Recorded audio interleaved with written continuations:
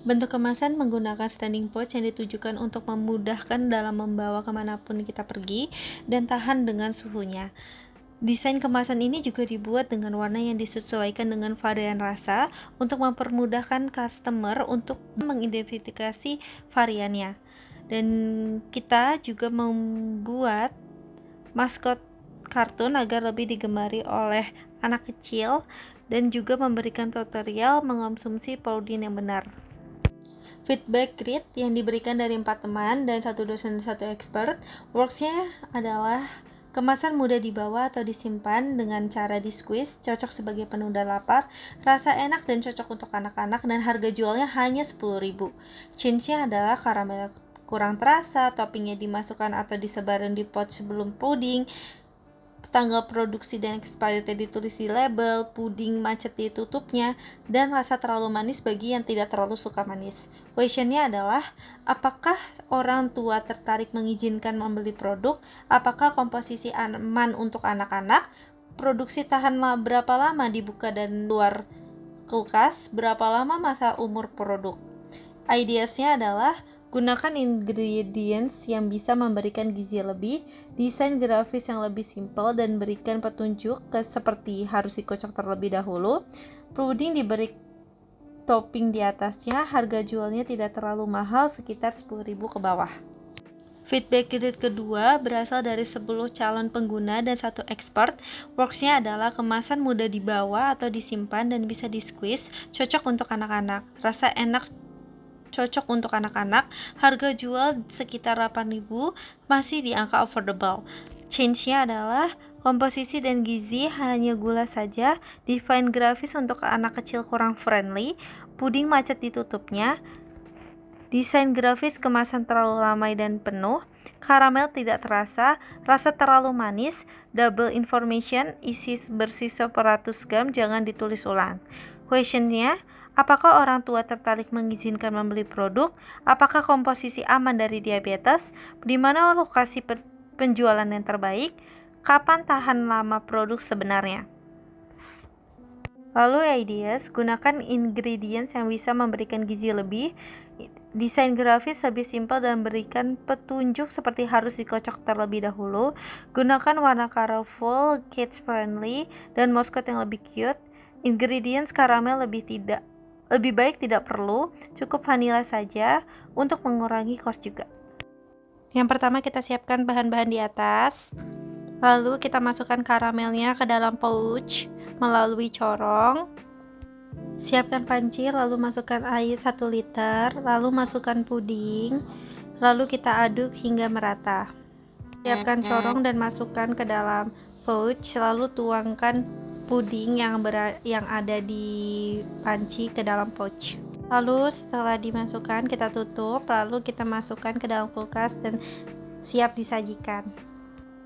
Kami menguji coba kelayakan makanan. Yang pertama, pouchnya tertutup, dalam keadaan tertutup di suhu ruangan itu hanya bisa 3 hari. Lalu produknya itu berair namun tidak berbau. Yang kedua, kami menaruh pouch terbuka di dalam kulkas itu bertahan 5 hari. Lebih sulit terbentuknya puding akan berair bila lebih dari 5 hari. Yang ketiga, botol tertutup di dalam kulkas itu daya tahannya 5 hari. Produk tetap terjaga namun berair bila didiamkan lebih dari 5 hari. Bagian dari key partnership pertama dari bagian bisnis terbagi jadi 2, yaitu eksternal dan internal. Pada bagian eksternal ini akan membahas mengenai pihak luar yang kami ajak kolaborasi, contohnya seperti supplier dan juga distributor. Kemudian bagian internal ini lebih mengarah kepada bagian pemisahan atau departemen ataupun divisi yang terdapat di internal perusahaan seperti marketing and sales dan juga production. Kemudian dari sisi pemerintah kita perlu daftar dan membuat beberapa perizinan. Pertama seperti izin usaha dagang ke IU, kemudian surat izin usaha perdagangan ini untuk usahanya lebih besar atau ukuran menengah. Kemudian tanda daftar usaha perdagangan TDUP, ini apabila perusahaan ingin diubah menjadi PT atau CV. Kemudian kita perlu izin produksi pangan atau PIRT dari BPOM. Kemudian terdapat sertifikat halal yaitu opsional, kemudian izin lokasi untuk berdagang, dan terakhir hak paten. Karena saat ini direkam saya belum menemukan model bisnis yang mirip seperti kami. Kemudian dari sisi pajak diperlukan NPWP. Kemudian kepada bagian community, pertama kita akan kerjasama dengan sekolah-sekolah atau tempat yang mengadakan acara untuk anak-anak. Kemudian kedua, kita akan melakukan kerjasama dengan lokasi yang mengadakan event seperti lomba-lomba kayak lomba 17 Agustusan ataupun Hari Kartini.